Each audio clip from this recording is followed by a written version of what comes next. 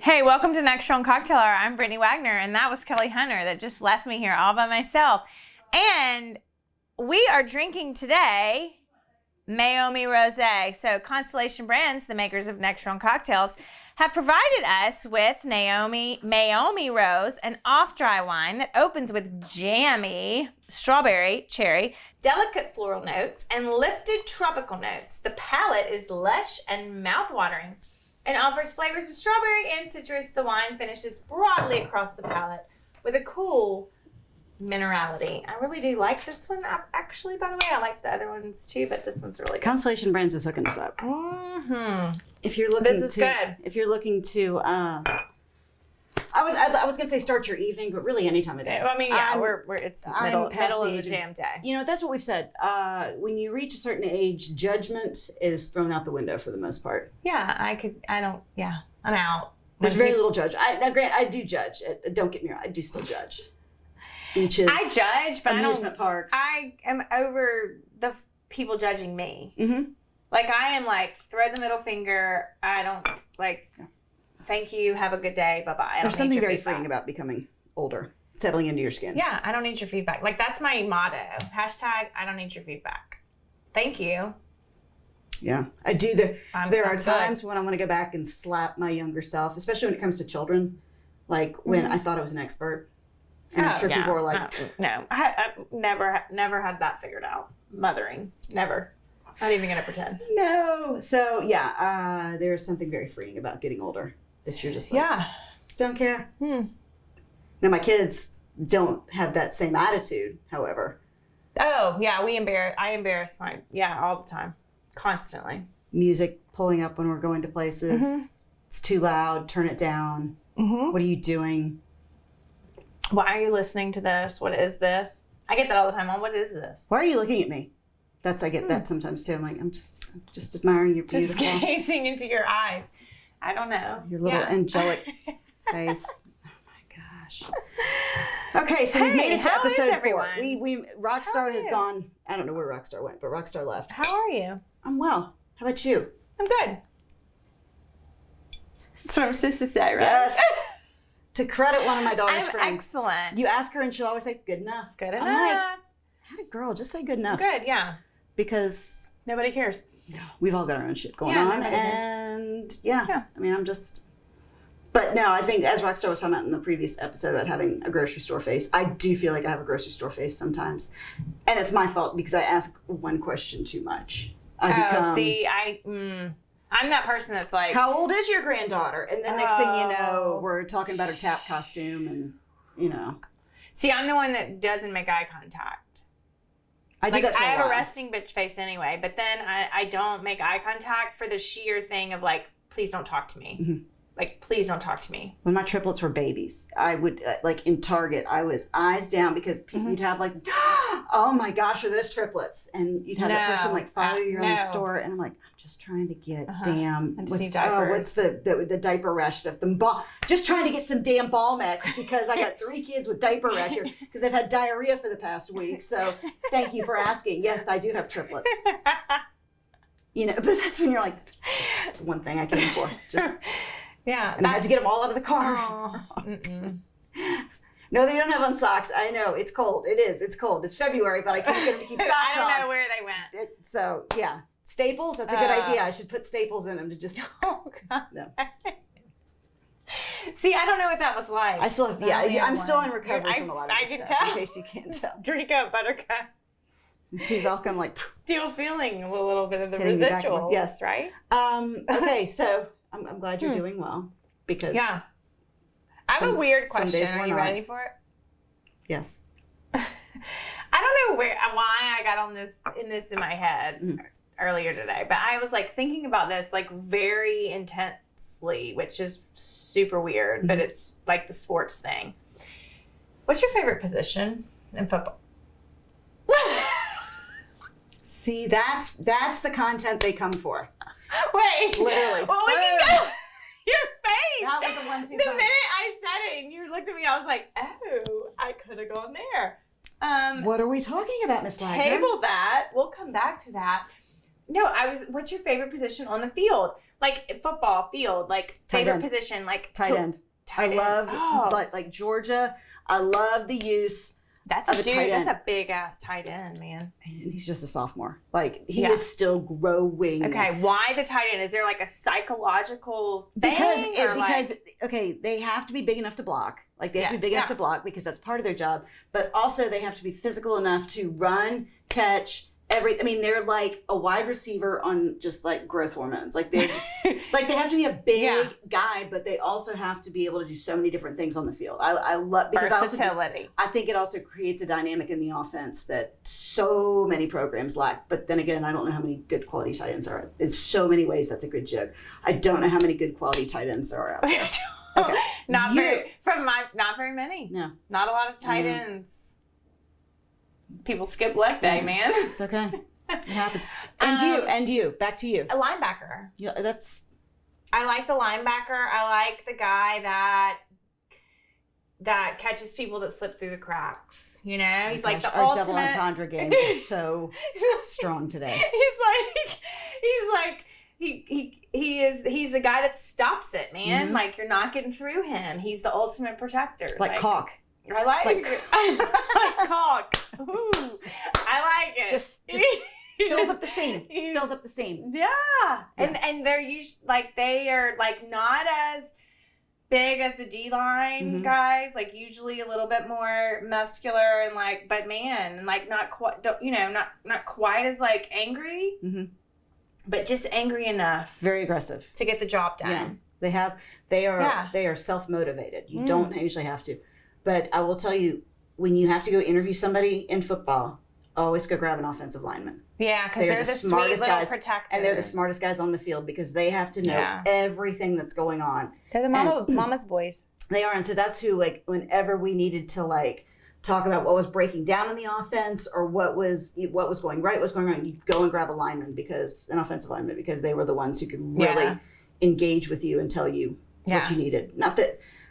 One of my all-time favorites was, I'm not going to tell which team, but he caught a pass to beat LSU years and years and years ago. And we were talking to him, he goes, and I saw it, and it hit me right between my 8. Oh! And we were just like, if you had a double-digit number, that'd be better, but it hit you right between your 8. Okay, keep going. Take us there. Finish. Yeah. No. So, I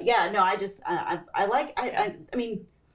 Everybody has to, once you get to obviously the college level and then the pro level, everybody has to be pretty smart because they start weeding out the guys that don't know left from right. Like they have to be pretty smart because you think of the playbook that these guys are handed. And then when you get to the NFL, same thing. Like there's a reason that some guys, and that's one thing I love about the NFL is I love watching like Monday Night Football or something when they introduce all the players. And half of them are from Michigan, Miami, Ohio State, and then the other half are from Middle Tennessee because it's like the great equalizer of you can be a great player and still make it to the NFL. You may have gotten passed over when it came to recruiting. You may not have gotten this, that, or the other, and you know that very well from your background. Yeah. But I love seeing when guys make it from either the JUCO level or because I went to a mid-major too. Ben Roethlisberger came from Miami of Ohio. Okay. I love seeing a guy like him where it's like, okay, he got passed over by the Ohio States, Penn States, and the other big schools in the area, but he was able to make it. Yeah. Well, those are the guys with some serious work ethic. Yeah. And some serious like mental toughness because they have persevered through people telling them like, you're not big enough. You're not fast enough. You're not going to make it from this level. And And so, that's what I do love about watching the NFL is seeing that the little guys do make it. Yeah. You know, it's not just Alabama, Clemson. Except I get really mad when they don't. Like Dak Prescott a couple years ago, like switched it to like his high school. Yeah. I'm like, no, you can't do that. Yeah, come on. Like you have to stick with like, no. It's Mississippi State, dude. You're it. You're it for us. I know. Like, come on. That was big. That was also big. Don't say you're high school. Calvin Ridley, was it Calvin Ridley who did that for the Falcons?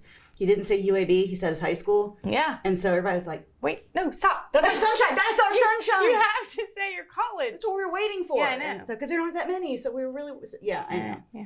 Anyway. Who knows? I don't know. Random question. But I had that thought earlier today. I don't even know why that hit me. And then I was like, I wonder what Kelly's favorite. Everybody's different, you know, and no, like if you were playing, would you be a tight end? If I were playing, I'd probably be a defensive lineman. See, if I were playing, I think it would be a kicker. You wouldn't be on special teams. Though you're special, you wouldn't be on special I don't want to get hit. No. Please don't hit me. And it's funny. So I have 2 sons. We have triplets and 2 boys and a girl in that set. And one son is playing tackle football. And a lot of times, like, they have played sports just because we have to be there. So the others might as well play. Like, my daughter played baseball with them for like the first 2 years because I'm like, if we have to be there, you might as well be on the team. All of you go. So this year, when we just started tackle football, we were like, do you want to play? He's like, yeah, I'm good. We're like, sure. He's like, I don't want to get hit. I'm like, I can't blame I'm you. with him. He plays golf. I'm like, that's all right. I think that's me. I mean, I don't know. I don't know if I want to get hit. But I've talked to a couple that, like the coaches for like this age, and they're like, boys kind of have to come to it on their own. Like they may not want to get hit, and then all of a sudden they hit an age where like, this is fun. Like going out and just. Maybe I would want to be a quarterback because I kind of like to be in charge. Yeah, I could see that. So maybe I would want to be the one that's like. Or the head coach. Okay. Or on the team. Or on the team. If we get down to it, own the team. Yeah, I just want to own the shit. Sit in my box. Make the big decisions. Exactly. Hire him. Fire him. I don't care what it costs. Ooh. I don't know. I think I'm too... impatient. I think I would not... My team would go under financially because I'm not one that's like make money at all. Like I would want to take care of everyone and be like, oh, but he's a good guy. We can't fire him. You would play the long game of like, I'm going to get this guy in here because I think he can get us there in the next 10 years. And then everyone would hate me and we would lose Kentucky money. and Stoops, like they've given him the amount of time where he had to go in there and build. Love it. And look what happens when you give people time. I know, but Damn it. It has to be giving somebody time, but also somebody who is qualified, knows what they're doing. Yeah. And like they are competent and they have a plan and a vision.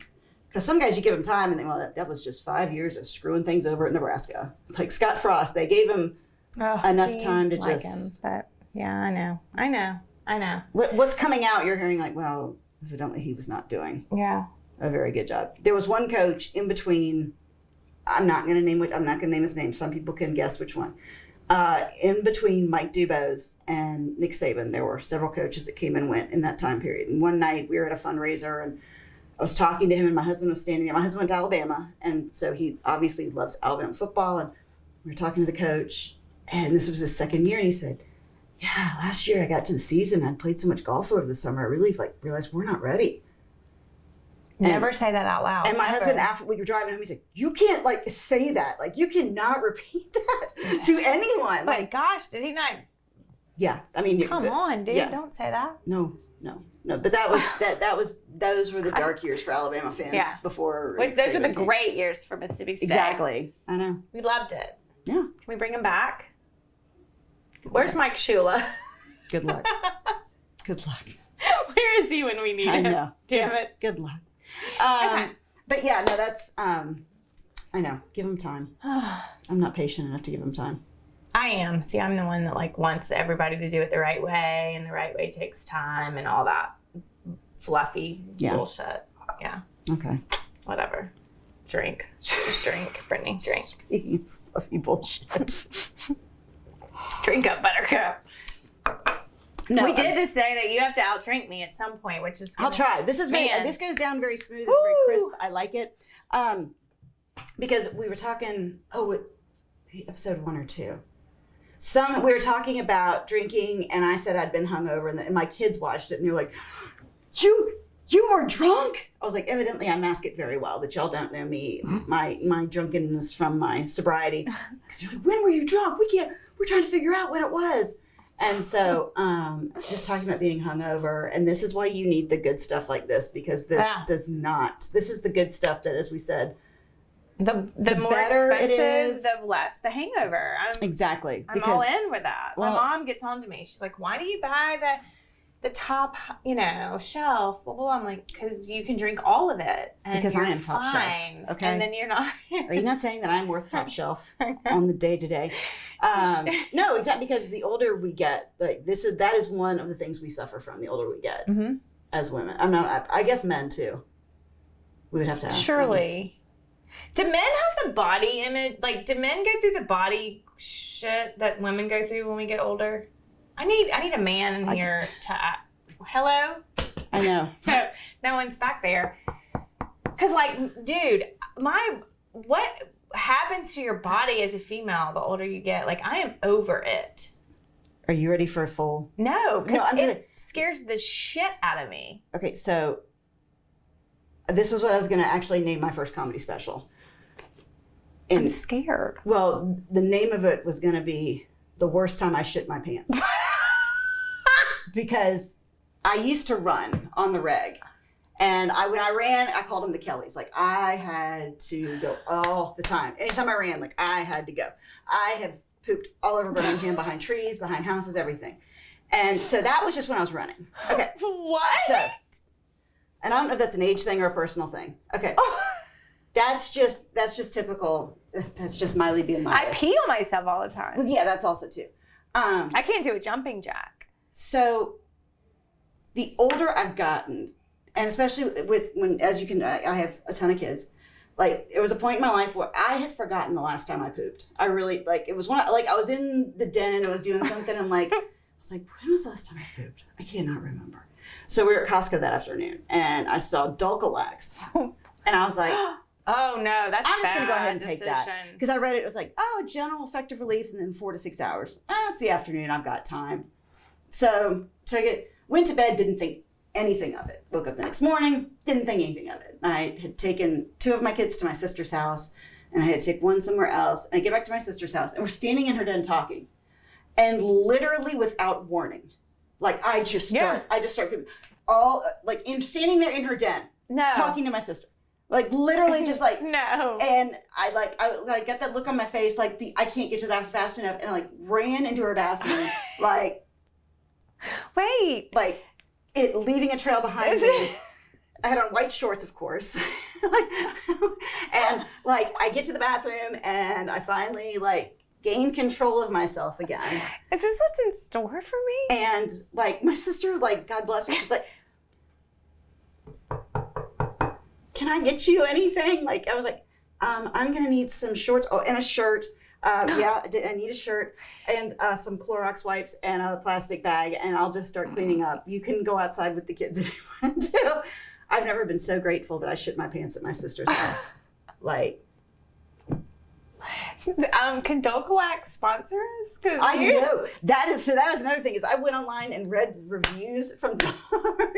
If you are ever looking for comic relief, like if you see a laugh, go online and read reviews from Dulcolax, because it's all about people who like, I shit my pants. You know what else is a really good review about people shitting their pants? Is the off-brand gummy bears.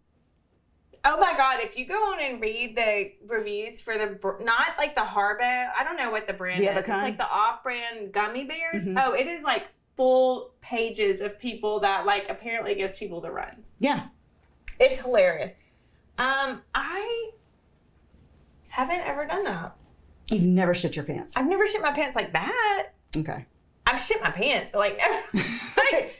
That is like the worst time I've ever shit my pants. My thing is I pee all the time. And I'm like, what is wrong with, like, why? When I cough, do I pee now that I've reached a certain age? Like, what is happening? I can't do a jumping jack. I'm like, this is not okay. It's having babies. I want to go do that laser thing where they tighten your vagina.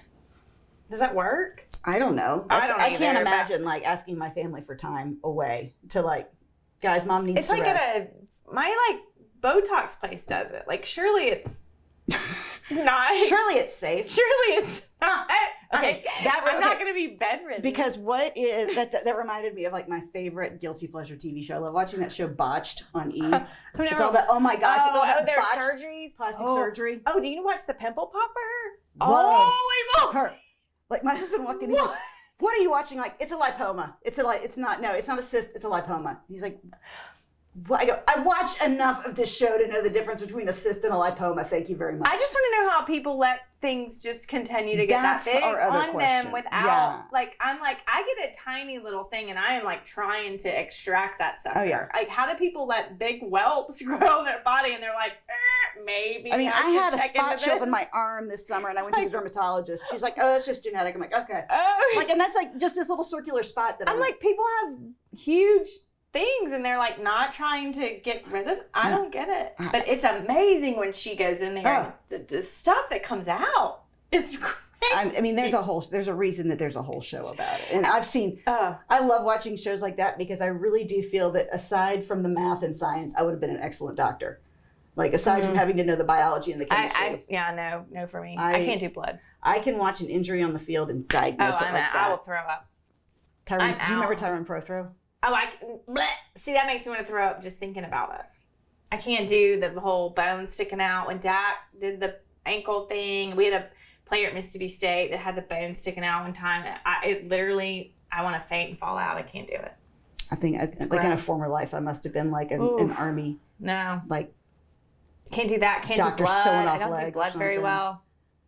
Yeah. It's not my thing. But it's funny because I think because since I'm married, there has to be, someone told me this a long time ago before we got married even, is like, both parents can't freak out. There has to be the one that like stays cool and the one that panics. And like, I'm the one that stays cool. Your husband panics? My husband's like, oh my gosh, die! And I'm like, it's okay. We got it. Got it. Wait, is he a lawyer? He is. Oh. He's not supposed to panic as a lawyer. No, but it's just really around injuries. Like when one of our kids is injury or throw up or things like that. Like when they were little, she was wrestling with my husband and like she fell and hit the corner and like had a huge like there. So, and I'm like, it's okay, it's out, not in. You want it out, not in. That's I love. See, when there's only one of you. Yeah, and that's the thing. Like when there's only one of you, you've got to make the decision. Yeah. That's hard. You have to. Well, yeah, I'm the one that doesn't. I'm like, walk it off. Yeah. And then 4 months later, I'm like, oh God, we probably should go to the doctor because it's still swollen and blue. I knew my daughter had broken her wrist at basketball one night, and I was like, gosh, it's 8 o'clock. It's still going to be broken in the morning. We're just going to tighten it. We'll just bandage that up, and we'll go. I'm like, I think it's fine. And then my daughter literally had a knee injury in soccer, and I for like months, I was like, it's fine. It's fine. And then finally, one of my friends was like, I don't think that's fine. Like, she's still limping. It's still, I'm like, oh. And it was like torn stuff and not good. This past summer, my daughter, she's like, my back hurts. I'm like, everybody's back hurts. And then she's like, no, it like really hurts. I'm like, I know back pain. It really, you're probably having cramps. It does hurt. Or something. I'm with you. I don't know. You're fine. Stress fracture L4. I was like, oh no. Wow, I'm sorry. I take that back.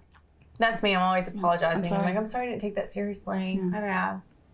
It was 8 o'clock or it was, I just thought it wasn't blue enough. Yeah. Could have gotten bluer. Exactly. Anyway. No, I'm with you. No, but that's, Because I think automatically, time and money. I don't have either. So I'm like, I don't have time and I don't have money. Like, can we walk this off? Mm-hmm. What can we do? Is there a home I'm all the time Googling home remedies. I'm like, is there an essential oil that'll solve this? Because that's I'm gonna rub this on your ankles. So much cheaper. Like, there's a bone sticking. It says if we rub this on the bottom of your feet, it connects to a nerve. Breathe. I'm gonna put it under your nose. I need you to breathe in. Well, castor oil. Like, oh my gosh, yes. Castor oil. Can we? That's me. Home remedy. I did that with my oldest daughter. She had like a really bad migraine, and I looked up everything. I'm like, we're gonna have some caffeine, and you're gonna rest in a dark room. And next thing I know, we're at Children's, and she's projectile vomiting all over the place, and she's wearing. She's got a blanket wrapped around her head and wearing my sunglasses. I'm like, people think you're famous right now. You only had a hat. Yeah, because of the light and everything. She's like this 6'2" giant walking down the hall with sunglasses and a towel wrapped around her head. Yeah. Anyway, they leave that Mom of the Year certificate in your hot car right there. Yeah, I'm never getting that, ever. It's okay, though. Fine. It's okay. It gives them perspective. Yeah. And things to talk about with their friends. And look, it's therapy later. It will serve them well. I'm like, you will be in therapy later for all the things I'm doing wrong today, and that's okay. Therapy's great. We're going to do an episode where there's a green, I wish we could do like, one episode what we're going to do is, we're going to switch. What we're going to do is they're going to be gone, and we're going to take that camera off the mount, and we're just going to walk around and just open up drawers and show you, like, this is Jim's desk. Oh. Close that. Oh. No, because like I feel like because there's a gorgeous velvet green sofa across from us, and I'm like, I am gonna lay down on there, and Brittany's gonna give me therapy someday. Oh. I've never been to therapy. Really? Mm-hmm. You should go. I don't have time. Yes, you do. When am I going to have time to You go to should therapy? make time. You saw me come in here eating a bag of goldfish. I know. Look, I'm the same way, but I'm gonna tell you, I went to therapy on Friday. Like, I make time for therapy. This is my therapy. This is my therapy. Well, you need to drink more then. Is that what a therapist would tell me to? No, but that's what I would tell you. Just numb it out, girl. Dr. Wagner. This is prescribed by Dr. Wagner. Oh gosh. Mm-hmm. Dr. Wagner's the real Dr. Wagner's probably watching, and he's rolling his eyes at the moment because I just told you to drink more. I know. Does your dad laugh at you? No. He doesn't. I don't think he thinks I'm funny. I try and make people laugh. That's kind of my way of diffusing situations. Mm-hmm. And the one person I've never been able to make laugh is the Russian seamstress who repairs all our clothes that I go to. She You go to her too? Mm-hmm. I cannot make her laugh. Everyone goes to her. She's fantastic. Yeah. But I cannot make her laugh. Well, I try so hard. And I think that's just Russian. And I try to get in and get out because I'm so uncomfortable in her presence. I know. But I I went and cracked a joke the other day, and I was like, damn it. One of these days, one of them's going to stick on her, and she's just going to be like... She's going to start rolling? That Kelly is funny. See, I feel like you don't laugh. I laugh? You don't laugh. I do. I laugh. You don't laugh? You don't cry? Come on, I need some emotion. I know. Raw emotion. What can we talk about that gets you emotional? Puppies and... Oh, I can't do that. That's too serious. I know. Okay, wait. I had another question for you, and now I can't remember. I had the on the field football question. Have you done anything fun recently? Because No, you can't. I don't do fun shit. I need to have fun. See, I need you to do some things to come back and tell me about what is fun. I need to do something fun. That's my problem right now. I have a free weekend this weekend. I have a free. My ex-husband's coming in town to see my daughter. She's going with him. I have no responsibilities. I'm going to board my dogs. I literally am going to board my dogs so that I literally have no responsibilities. But here's the sad part. I have absolutely nothing to do. Gosh. We need to have a phone number down here where we can be call in. Call so, now. Look, if you see me out in Birmingham at a bar by myself.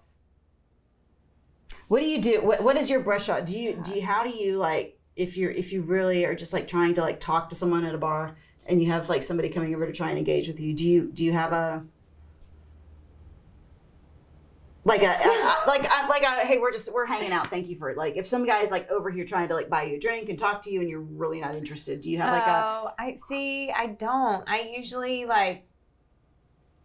talk, and which is not fun for me. Yeah. Because I don't want to. Yeah. Or sometimes I just don't make eye contact. But I usually find myself in these conversations with people that I don't want to be in conversation with. And then I'll kind of just act like I'm really interested in the TV, or I try to figure out a way to get out of it, or go to the bathroom or something. But I'm not good at not. Thanks, but no thanks. Yeah. Yeah. I just don't see us working well together. But I'll be honest with you. People don't approach me. Ask our mutual friend. That's a damn shame. People don't approach me. Because you're a delight. I can go to a bar and by myself, and I will sit there all night by myself. People will not approach me. I don't know what it is. I mean, I do know that I have a resting bitch face, so I don't know. Maybe that's it. But people won't. You're a peach. Why wouldn't people come over and engage in conversation? I don't get it. I don't know. I know for me, sarcasm does not play well with a lot of the population, and I live on the sarcasm button. That's my. I'm kind of sarcastic too. I don't know. It's weird. I don't get hit on. People are all the time oh, I don't get hit on. I don't. I really don't. I'm not saying that pity. I don't get hit on. We're gonna fix that. It's weird. We should go out. We're gonna fix that. With our mutual friend. Yeah, our mutual friend. I am a great. Walks in a bar for 5 seconds, and every man in the room is talking to her. I am a great wing woman. I really am. I've told my daughter that. I'm I will be a great wing woman for you when you reach a point where you want to go somewhere with me, and I can Oh, well, we should go. Yeah, I'm really good because I'm not in it for myself. There's nothing in it for me. But I remember one time. Wait, how long have you been married? Tell me about this. I'm trying to think. I'm trying to do the math. 19 years. Oh my God. See, that's something I feel like I'll never know about. Because at this point in my life, I'm I will never be married for 20, 25, 30. You know, I won't. Yeah, I kind of do. Because I'm because it's weird how people always think the grass is greener on the other side. Oh, There's a part of me that's I would love to be able to sit back and be I've been married to this person. That person knows me better than anybody else. And I don't feel like I'll ever experience that. So what is it? all that it's cracked up to be from my point of view? Up to be? It's a lot of like walking into rooms and the other person's there, and you're like, I'm gonna go in the bedroom and watch TV. Why are you here? I just slobbered. Why are you here? But I remember one time I was out with a friend. She had literally she'd been living with her boyfriend.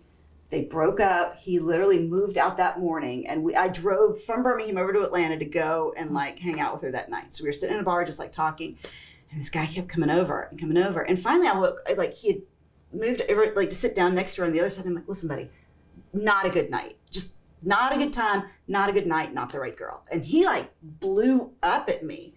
And I was what the? So defensive, yeah. I was like, oh my gosh, my friend. I was like, I didn't want to get into the whole listen, all the more reason that you're not the right guy. She thought they were getting married, and he moved out, and we're kind of dealing with some heavy shit here. Okay, buddy. So if you could just move on. You're not getting laid, dude. No. And evidently he didn't like that information coming from me. But I mean, all the more reason that he's not the right. Oh yeah, no, exactly. Because listen, if he's gonna do that at the cute meet or the meet cute, whatever it is, it's bad. Yeah. No. It's like the guy that wanted me to take a picture with his dog's name on it. Did I tell you that story? Oh, so what? Take a picture. He slid into my DMs or I don't know how I somehow acquired this young man. Started talking to him, but I was engaging in conversation with him. And all of a sudden he was like, I need to know that you're real. And I'm like, I'm telling you that I'm real. I have a fucking blue check mark. What else do you... Yeah. I need to know that you're the one that's real. Who's gaslighting you? I'm real. I had to be verified in some sort of way. But anyway, he was like, I need to know that you're real. I'm gonna DM you my dog's name, and I need you to hold up a sign with his name on it and take a picture of it and send it to me to this email address. It was 5 steps of things I had to do to prove that I was real. And I need the last 4 of your social security number. If you're doing that, within the first week that I'm out. I'm out. I'm like, this is some Manti Te'o shit right here. Why are you making me verify your dog's name and a sign? And I don't have time. Okay, wait a second. I remember this came up. Somebody wanted you to send them your shoes. I had someone do the same thing for me. They wanted my shoes. People want pictures of my feet all the time. I had a guy who wanted my shoes. Really? Yeah. No one's wanted. Well, I don't know. People want pictures of my feet. And it was funny because I remember talking to a friend of mine. No, oh gosh, no. I was talking to a friend of mine who worked for another station, and she said, I'm like, is it this guy? She's like, yes! So he evidently was emailing all the local personalities asking for our shoes. It's weird. I have the same people that have followed me for 5 years, that are constantly just want pictures of your feet. Asking for pictures of my feet, and they'll send crazy messages I'll pay you whatever you want. And I'm like, here's what's funny is one day I'm going to respond with a number. Yeah. And then you're going to need to make good on that. Right. And then, listen. And I don't really understand what's so great about my feet. You've got cute feet. But I mean, you've got yours are cute. You have a fun tattoo on your foot. Oh, I do have a tattoo. Do you have tattoos? Nope. None. Would you ever get one? If it meant something to me. I've never had anything that's meant enough to me that other than my kids, if I wanted to get. I mean, I have one. Can you see it? Yeah. That's my kid's birthday. That was the first one. I have 4. Okay. I've seen 2. You've seen 2. Yeah. The other 2. It's okay. That's another show for another time. Okay. So anyway, I have 4, but I always wanted one, but kind of never had. I was always I don't know what to get. I don't want to get random. So I got my child's birthday on my wrist, and then I'm telling you, it's addictive. Oh, I'm sure. I'm I've gone a minute without one, and now I'm ooh, I need another one. Yeah, I could see that. I've most of my friends do. They all have at least some. Yeah. And I just never have found anything. I used to do fake tattoos all the time. You could do your kids' birthdays or the longitude, latitude, Angelina. Yeah. I know, but it'd have to be something. But again, it'd have to be something meaningful. Birthplace. I just I used to love especially when I worked in TV, and I'd have to go to a golf tournament, and I'd get a big fake a tiger scratching across the back of my calf, and I'd do barbed wire, and then I was dating my husband. He's like, people think that is real. You've got to. I'm like, it's hilarious if people think that this is real. I love it. So I would change my fake tattoos all the time. That's really funny. Yeah. And then one time, this is my mom's favorite story. I said, she was like, if you ever get a tattoo, it has to say mom. And so I was meeting them at a wedding. We had driven out of town to a wedding. And I go sit down next to her at the church, and I crossed my legs, and I got this huge thing that said mom with thorns and roses and everything around it. She was like, oh my God. She's like loud enough in the church that people were like, are there places that are like unacceptable? Like if you know, like a guy had a big ass tattoo on his calf, would you be like, no, I can't. I can't. Well, I mean, you know, like the Winnie the Pooh on your foot, like, or the Minnie Mouse that spreads across your back or something. You're like, good choice. Yeah. Rock solid. I don't know. I'm like, it would really have to mean a lot to me. To get one. To get one. And piercings, I think, are just, I'm like. Yeah, I can't do all that. That hurts. It's tough. It's painful. Well, and also I'm like, because I tell my girls, I'm like, remember, you may want to wear a wedding dress someday. So just think about that when you think about tattoos. I'm like, do you see, that's really what want, like, people always said to me, like, oh, eagle. You don't need anything that you can't cover up. And I'm like, you know what? I could give two shits. Yeah. Like, I don't care. Well, and especially if you like it. Like if you, yeah. Some people love it. But my best friend got what is now known as the tramp stamp, but she got it when it was like popular to have one on your way back. Did it ever really go out of style? I mean, the tramp, I think people carries on. Will destroy you with the tramp stamp. But she got it when it was popular, but she got it with her ex-husband. Oh, so they had the same. Tough. So then all of a sudden they get a divorce, and she's like, it's a tramp stamp, and now that's no longer the thing. And it's painful to get it taken off. And too. B, I don't want the same thing as him anymore. So she like went and she like found this whole other design and went in, and they like turned it into like this tattoo that is, it's not classified as a tramp stamp anymore because it like goes. They're expensive as shit too. Up her back or whatever now.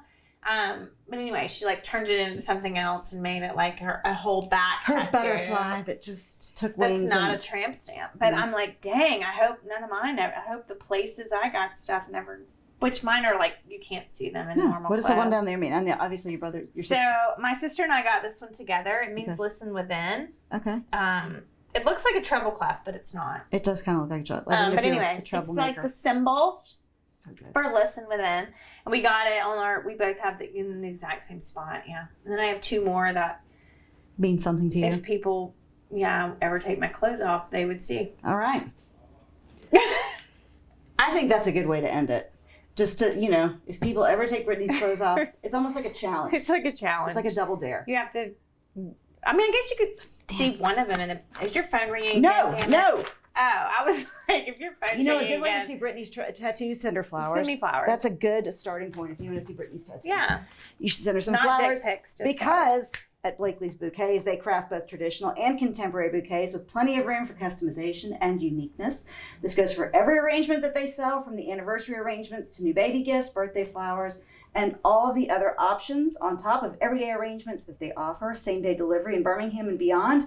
They also do big events for weddings and funerals, so if you're looking for wedding flowers or sympathy funeral flowers, or just we want to see Brittany's tattoo flowers, come and check out Blakelee's Bouquets. It is blakeleesbouquets.com. And we want to thank Blakelee's. We want to thank the folks at Constellation Brands. Good. Yeah. I need to thank the people at Fabric for helping me out, for giving me something to wear. And they are wonderful. They help you get game day outfits, everyday outfits. That's maroon again. It is. I know. I thought of you. You're a Mississippi State fan all of a sudden. This is like your second time. I didn't know. Maroon. I didn't know I was a Mississippi State fan. It's like inside of you.